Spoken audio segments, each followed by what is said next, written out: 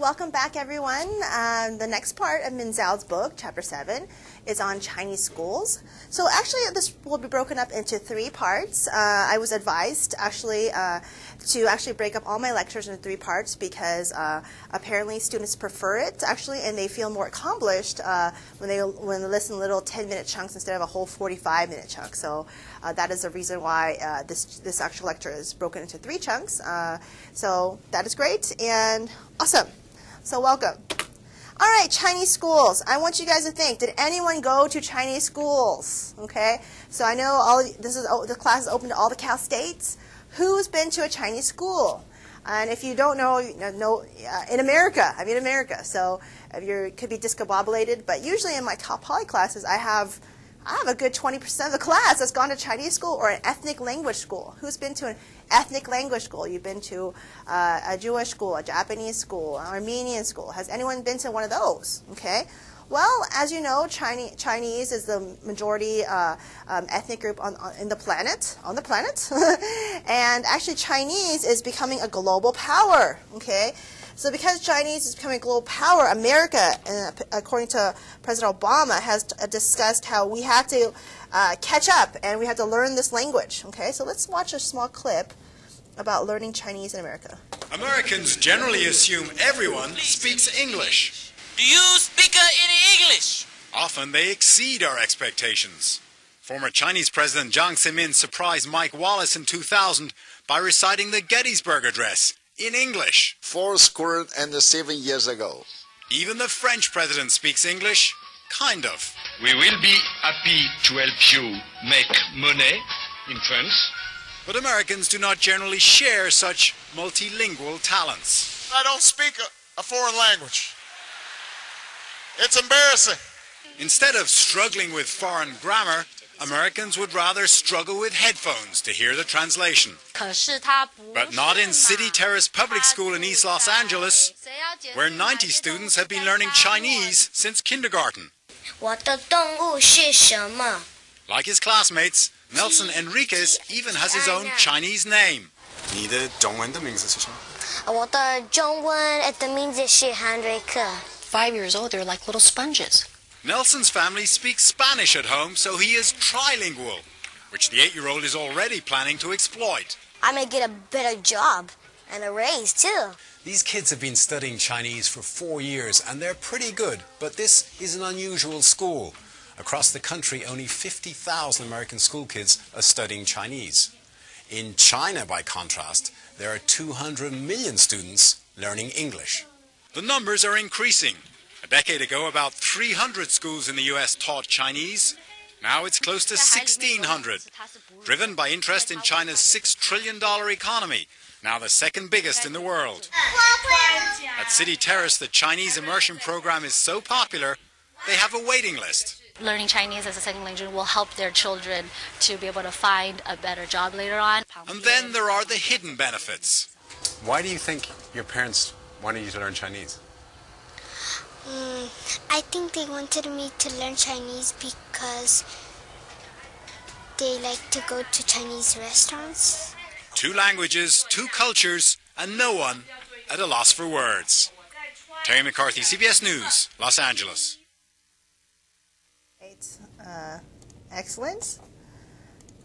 So I definitely think Nelson will get a job, right? He's fluent in Spanish, and he's fluent in Chinese, and obviously English. So yeah, he's a smart kid, and I think his parents are way ahead of the curve.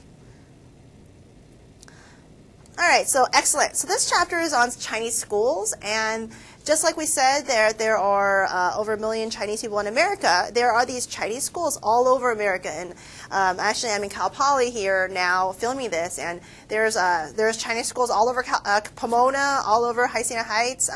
They range from every single day to weekend schools, and actually the one that Nelson actually attends is actually a unified. That's a public unified. So right now, if you go to Pasadena, you could actually do the Chinese track and the Spanish track, and you will learn Mandarin as a co-language to English. And by the time you actually hit 3rd grade, you are fluent in both English and Spanish and Chinese and Mandarin. So it's incredible, and there's a long wait list actually to get those classes.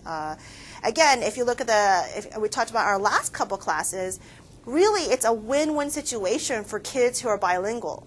Remember, they actually, if you look at the scores, they actually score a little lower in elementary in compared to English-only students, right? A little bit lower in English. But once you pass 5th grade, students who are bilingual actually way surpass people who just speak monolingual languages. And this has been shown in SAT scores. This has been shown in GPA. This has been shown in college grades, right? So bilingualness, it is a good thing, okay? So this is a great introduction to our Chinese schools lecture, okay? Now, Chinese schools have always been a big part of Chinese American life and diasporic Chinese life. So all over the world, if you go to South Africa right now, you can attend a Chinese school on Saturday. If you go to Nigeria right now, you can attend a Chinese school on Saturday. Obviously, in America, we have dozens and dozens, or actually, I guess you could say thousands of Chinese schools. They're everywhere, okay? And again, you don't have to be Chinese to attend these schools. You just drop off your kid at age 4, and they become fluent. That's just how it is, and they are like sponges, right? And so these Spanish bilingual programs, these Mandarin are very coveted by a lot of parents, right? And this is something. If you're thinking about your children, you're thinking about the future, right? And in our class, I don't know if we can do it. Maybe we can, maybe we can't. But usually in my past classes, we have a huge debate. We have 45 students debating this one topic, and the one topic is, will China become the global hegemonic power in the world? It's huge, it's heated, people are screaming in a dignified, civilized way, but and they actually will go through how China will take over the global hegemony. They'll take over they'll be the central power of the world in around 10, 20 years in the future, right? Obviously, if that's the case, you must learn Mandarin, right? That is the language. That is the language of China. That is their government language. That is their Putonghua. That is their common language. You have to know it. So parents now, if they're thinking about the future and they're thinking about who will be the global hegemonic power, if you agree or disagree, right, you may want to put your children on that certain track, okay? All right, so the first one is, yes, Chinese schools have been a big part of Chinese American life, okay? Now, it's interesting, like if you look at Chinese Americans, right? And the 2000 census showed that 75% of all Chinese Americans between the age of 25 to 35 have attained a BA. Now that is startlingly huge and strong. If you contrast to Southeast Asians in America, you have certain groups that have 75% don't accomplish high school, right? So this is an extremely well-educated group. So Chinese Americans in general are one of the highest educated groups in America.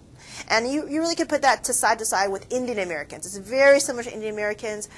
Previous classes I always teach, we actually have a visa specifically for Indians who have a PhD in, let's say, engineering or medical to come to our country, right? So again, we have a very, very literate, very educated body of people, okay?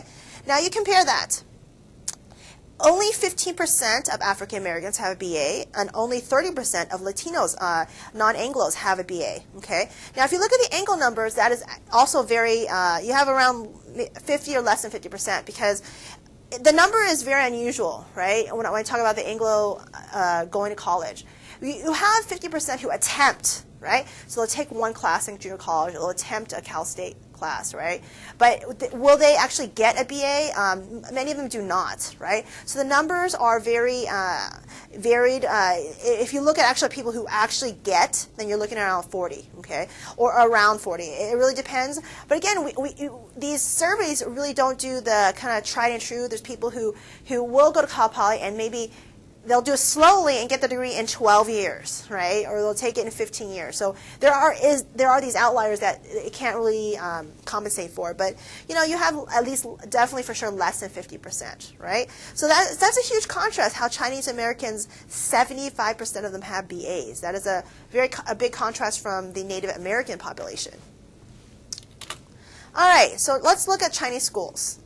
Number one, and usually I'll say, take a sheet of paper out and write down, what do Chinese schools, how can they help you, right? We talked about little Nelson, right? Little Nelson is fluent in Mandarin and fluent in Spanish, and now fluent in English. I mean, how is this helping little Nelson?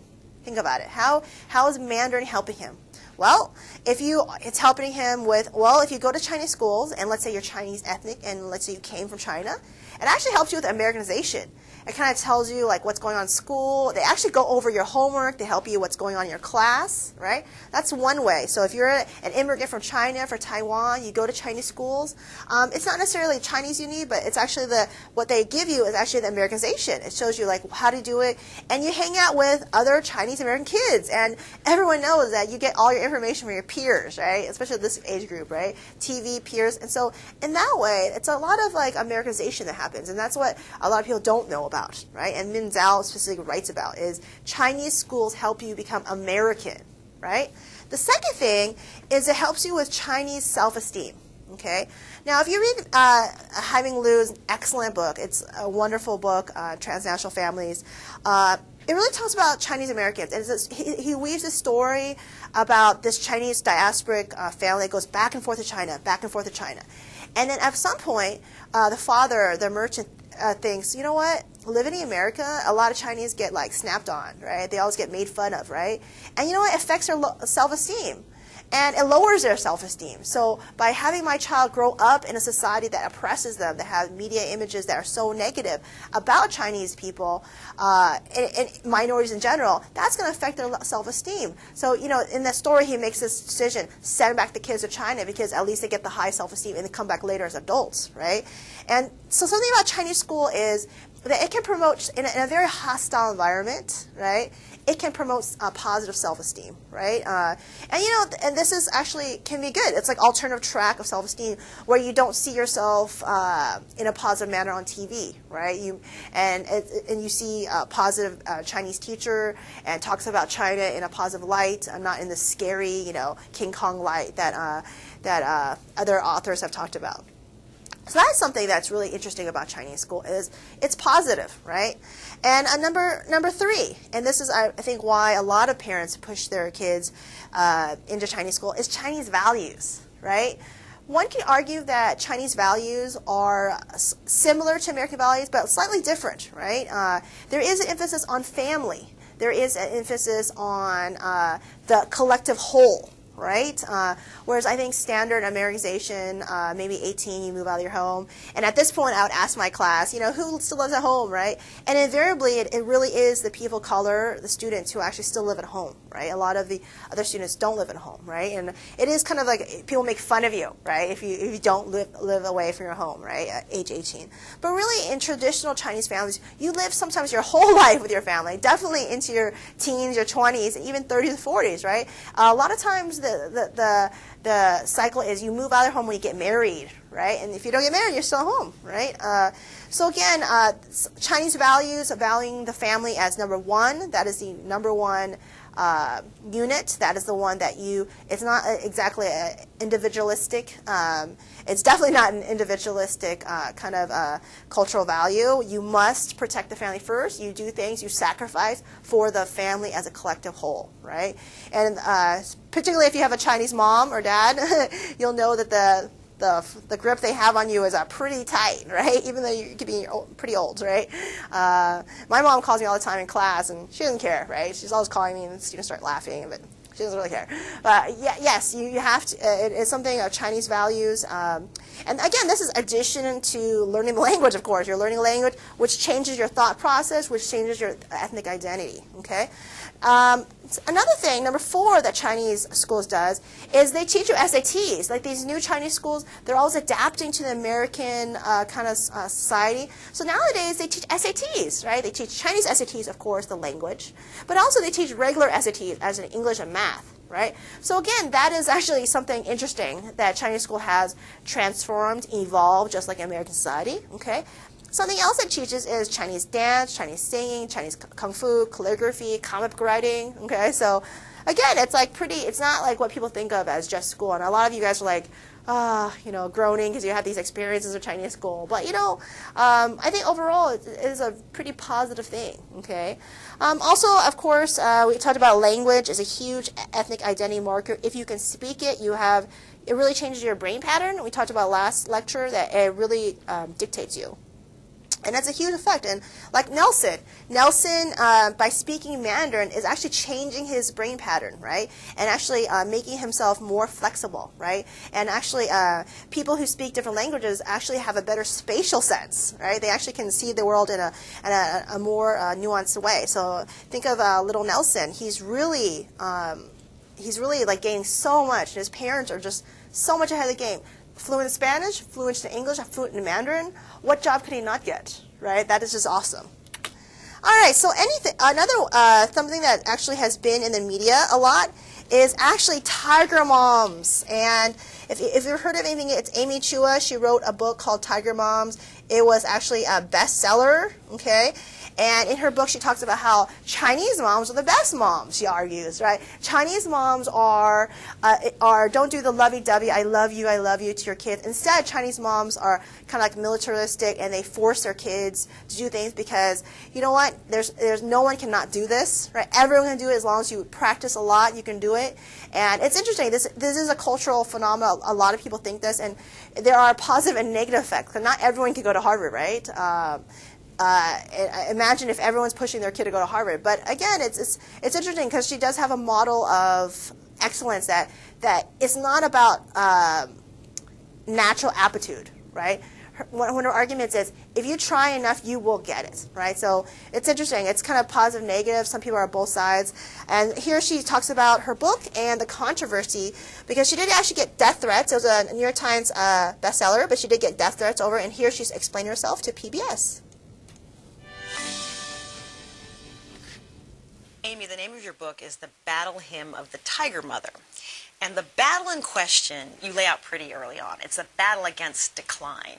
You describe the three generations, the immigrant generation, the first that are in, the first they have to work hard for everything. Their children get a little bit more. That's your generation. My generation. And then there's the third generation. So let me read this paragraph you write about this. The next generation, my children, is the one I spend nights lying awake worrying about. Because of the hard work of their parents and grandparents, this generation will be born into great comforts of the upper middle class.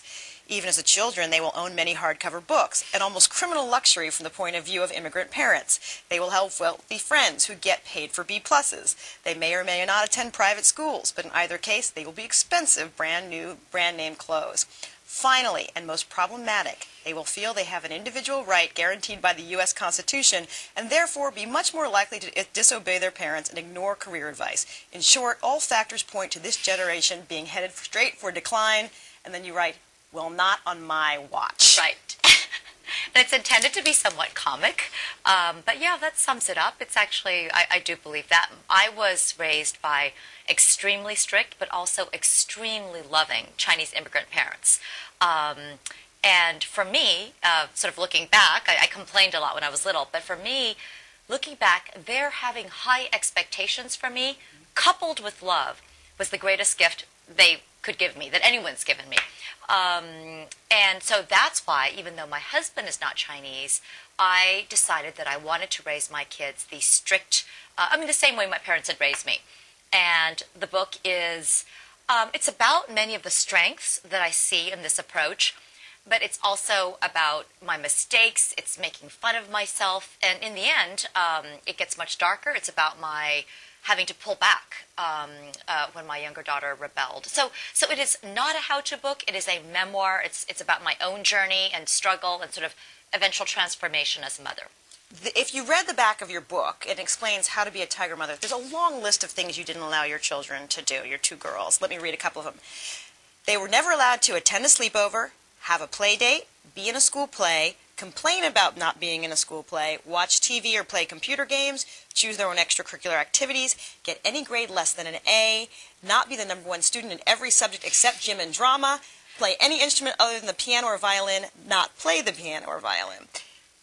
When you hear that list read to you, does it sound extreme? Well, it sounds tongue-in-cheek to me, but it doesn't sound so extreme. And when I talk to a lot of immigrants or immigrants' kids, they find it hysterical. They know that it's poking fun a little bit, but it really captures some truth. I was talking to actually a newscaster who was half Nepalese, and she said I wasn't allowed sleepovers either. And I had to get an A too. And in modern Western culture, it just sounds so harsh, like you're being cruel. But it's much more common than you would think. I mean, I think it's quite typical in immigrant families, but it's, immigrant families of a certain social class, usually immigrants who came over to be skilled workers or graduate students. This has been such an interesting journey, I think, for you as a writer, because an article came out with an excerpt of your book in the Wall Street Journal, second week in January. And the title of it was Why Chinese Mothers Are Superior. And it excerpted your book. First of all, did you know that that was the title of the article? No, definitely not. I don't think Chinese mothers are superior. In fact, the cover of the book says this was supposed to be a story of why Chinese parents are better, but instead it's a story about a clash of cultures, a fleeting moment of glory, and how I was humbled by a 13-year-old. Did you know which chapter they were going to excerpt? Did you approve that? Oh, yeah. Oh, I stand by my words. They're my words. It's an excerpt. As my mom taught me, take responsibility. It's just that... because the response, this thing caught fire and went around the internet. It was the most read on websites here, there. You are booked on television programs. And it's been painful. It got very... it's been painful? It's been painful. It's been painful because with that title, it came to be seen as, she thinks that her way is better and she wants everybody to do this. It's a how-to guide. But it's not a how-to guide. It's a memoir, and it's a memoir, as I say, about my own mistakes, my pulling back, and so that part has. I'm just glad the book finally came out. One of the problems is there was the excerpt, which again is my voice. I stand by that. But the point is that voice changes, and at the end of the book, that's not what I think anymore. At least partly. It's not a full retreat. But so it's been, it's been a little bit of a struggle to kind of say, hey, read the full book, Yeah. Why did you write this book? I actually wrote this book in a moment of crisis. It's the opposite of a how-to book. Things went kind of smoothly till my second daughter turned 13. At 13, she completely rebelled, like other teenagers, and my sister also got very ill and had to have a bone marrow transplant. It was a dark period. But my daughter just turned against, it was as if everything I had ever stood for. We used to be very close. She said she hated the violin, she hated me, and I kept thinking, I'm going to stick with this. But it just got worse and worse, and we came to one disastrous spectacle where I just thought, oh my God, I'm going to lose her. And at that point, I thought, it's not worth it. I said, okay, we quit the violin. And I stuck to it. I mean, she did quit, and it does hurt me because she was such a beautiful player. Not about achievement. I mean, it was just she produced great beauty, and she felt it. And after this one scene, I literally the next day I got up, I went to my computer, and even though I have writer's block as an academic, I crank out 2 sentences a day. This time the words just poured out. I mean, I wrote the entire book, except for the ending, in about 2 months. And I showed every page to my daughters, and we quibbled about what was accurate, and my husband, and it was basically like family therapy. So that's why I wrote it. A little bit different question why I published it. I mean, I showed it to some people, and Western friends said, I think people are really curious about this. You're an unusual person, and a lot of immigrants have this, and some immigrant friends of mine said, oh, this is so funny, I relate to it, but you can't possibly publish this, you're going to get in trouble. But I thought, why should I get in trouble? I mean, I raise my kids in a loving atmosphere. I can stand by it, the only thing I care about in the end is not what other parents, it hurts a little, but it's just how my kids feel about me, and that I won't know till years from now, but I feel my odds are good. I mean, we're very close. So I published it. I thought, and it's obviously triggered a nerve. Battle Hymn of the Tiger Mother was written by Amy Chua. Thank you so much for sharing all your thoughts with us. Thank you so much for having me.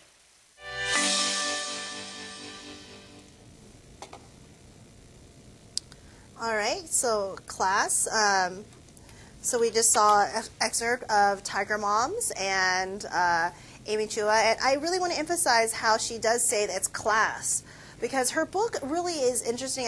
It's not a how-to guide, but she talks about how she wouldn't allow her daughter to go to the bathroom unless she finished this like piano piece, and it was like hours and hours. So again, think of this as kind of an elite Chinese diasporic woman talking about. She's actually a professor and a lawyer actually at Yale. She's a tenured professor there, and think of how many people actually can afford a piano.